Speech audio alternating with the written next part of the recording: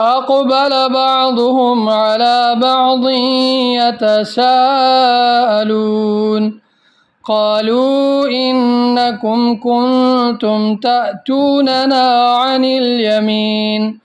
قالوا بل لم تكونوا مؤمنين وما كان لنا عليكم من سلطان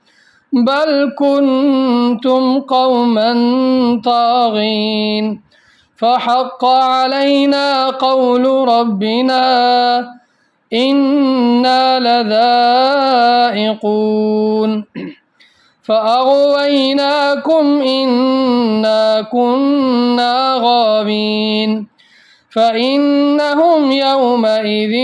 في العذاب مشتركون إنا كذلك نفعل بالمجرمين إنهم كانوا إذا قيل لهم لا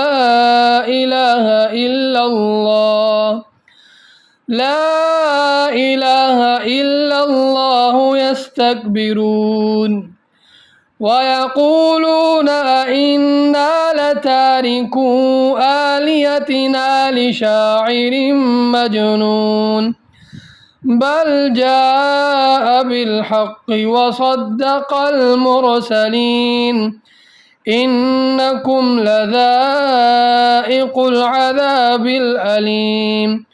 وما تجزون إلا ما كنتم تعملون إلا عباد الله المخلصين.